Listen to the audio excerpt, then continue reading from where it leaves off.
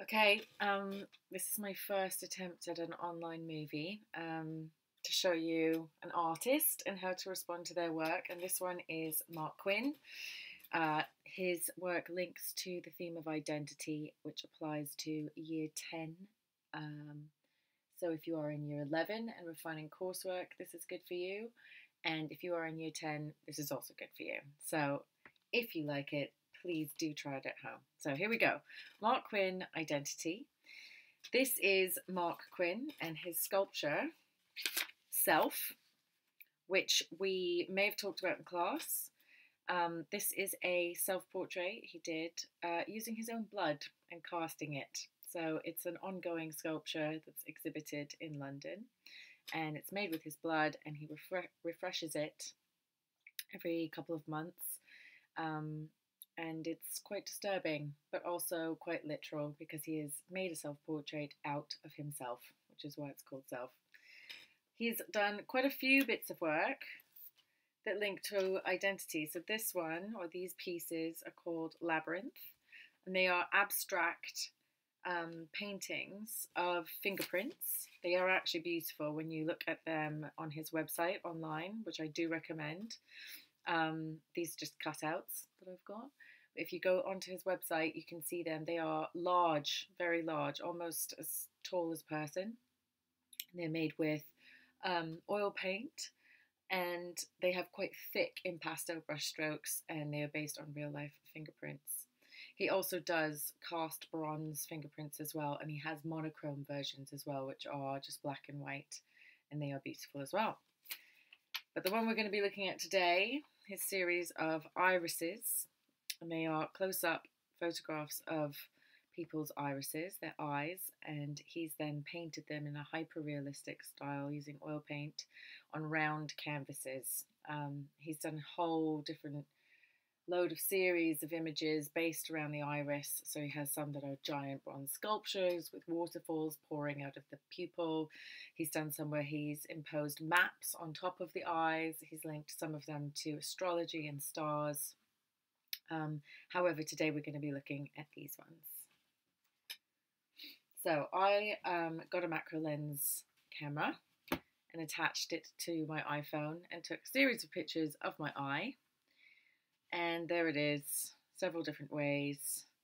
Some of these images have reflections, which means that they aren't ideal for the painting and the drawing experiments that I want to do. So I'm going to take it back to my original, and I'm going to be focusing on this image to make my own response to Marc Quinn. So now I'm going to start my oil painting response to Marc Quinn. So I've got a small square canvas here that I ordered on Amazon a few days ago, and it came within 2 days. So if you want some canvases at home, get on Amazon, and they're quite cheap, and they'll come straight to your door.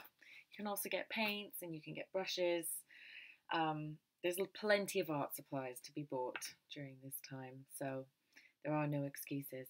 Okay, so this is what we're going to do. I'm going to use my school pencil, and I'm going to sketch out my eye. Now, some of you may remember how I explain how to draw shapes, especially circles, when you're feeling a little bit frightened about drawing a circle. I always mime the circle above the page, so I'm acting out my circle, and then I'm going to just touch down like a record playing needle, and there you go. I've got a rough circle. It doesn't have to be perfect because I'm going to refine this and improve this as I go. I'm just going to get the focus back. So there's my outline. I'm then going to get my pupil in there, same technique again. So I'm just going to touch down and find my pupil on the page. There it is. Again, this is not a round canvas. I didn't buy round canvases. I'm sure you can find them on Amazon as well. So there's my pupil, there's my iris. Now I'm going to start mapping in the textures that I see. I'm going to just bring this in closer so you can see. There it is. Okay, so I'm going to start top left. I'm going to read this image like a book. So I'm going to look up here. Ooh, message.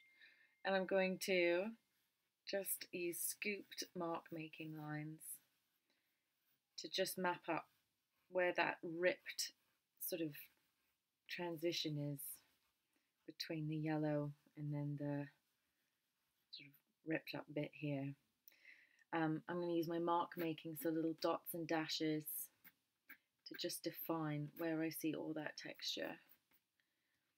And this is exactly what we would do in class, but obviously we're all at home now. So you can see I'm going to press down where I've got darker areas of tone. I'm going to use like a tick technique, so I'm going to press down and then lift off to map in all of that texture. Okay, I'm going to start marking in where I've got my darkest areas on the iris. So down here, I've got quite a dark area. And I'm going to be painting over this, so I don't want anybody panicking. There's some sort of brown thing there. I'm just going to map that in. I don't want anyone panicking about what they're going to draw, because you're just going to paint over this. You can use acrylics and you can use oils. I do recommend getting some oil paints at this stage, because you can take your time to paint, which is what I've been doing, as well as looking on Microsoft Teams to see if any of you are here. So get on Amazon, get some oil paint, get some linseed oil, get some white spirit, and get some brushes. And then you'll be able to do lots of painting at home and really refine your skills.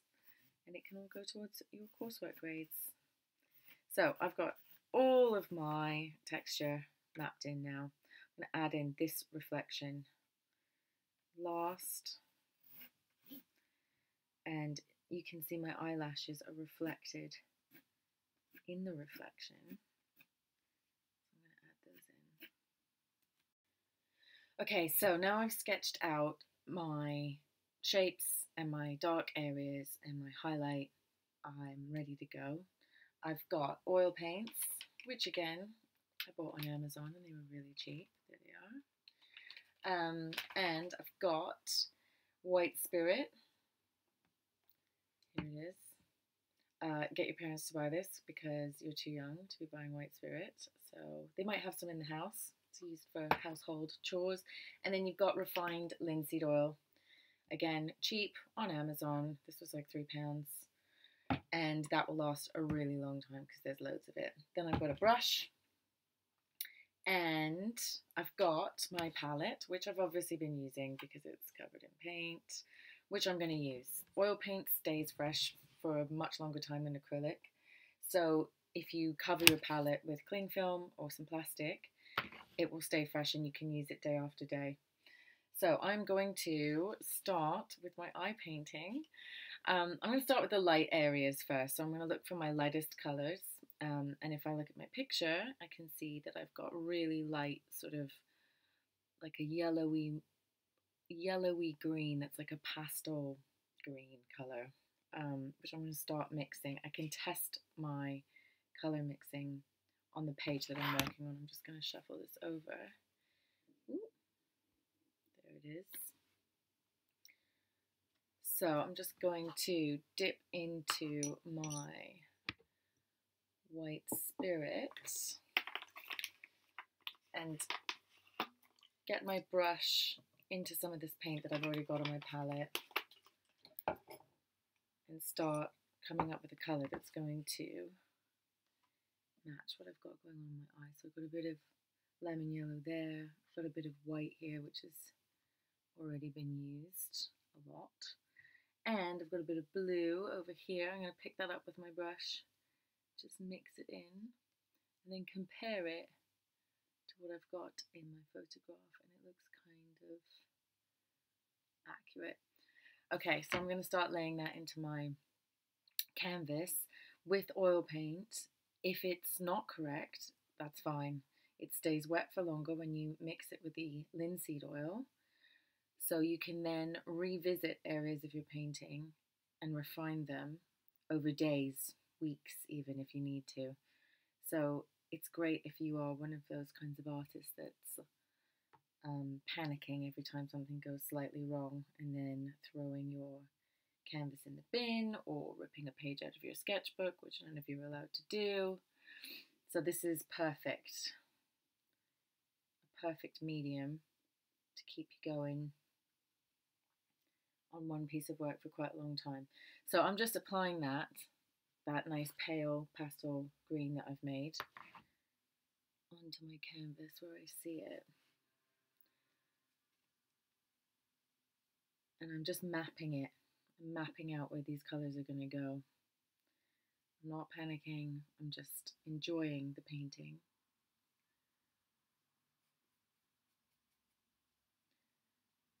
Okay. So now I'm going to add a little bit of orange because there's some orange happening over here. So I'm going to mix again. I'm going to quickly just dip my brush into my white spirit. This is a recycled jar, all about recycling. Okay, and then I'm going to mix a little bit of red over here with a bit of this yellow. And that is far too red for this, so I'm going to mix more yellow in. I don't want to overpower the beginning of my painting. It's a really bold colour that's not accurate. I'm going to add some white to that as well. Okay, it's starting to look good. So in this clip you can see that I've blended a orange and then I'm applying it onto the iris where I see it in the photograph, and then I move forward by mixing like a pastel yellow and then blending that between the orange and the green, and then moving forward into adding dark tones.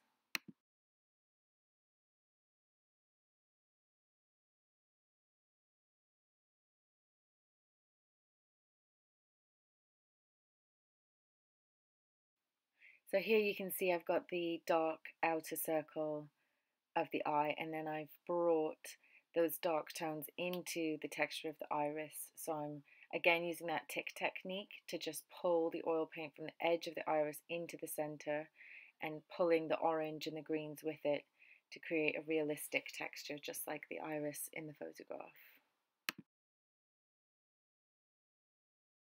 So this is when I add the pupil to the painting. So I take flat black, just plain black for my oil colours, and then I add a bit of brown and a little bit of blue to it so that it's not a flat black and it has a little bit more warmth and coolness to it, and it looks like a deeper, richer black. And that is a general rule of painting, that you don't use pure black in your painting. Always add just a little hint of colour, whatever's going to complement your composition the most.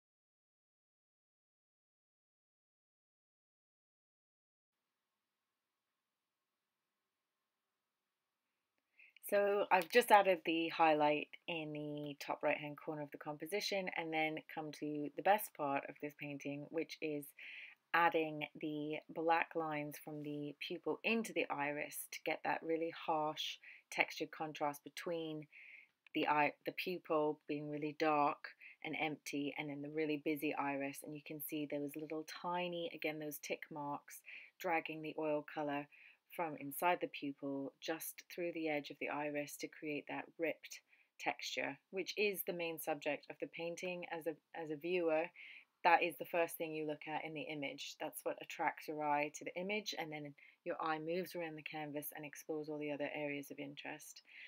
This is also the hardest, most careful work in the painting, but also the most rewarding. And then I move forward to just refine the edges again and add in a little bit more color, a little bit more texture.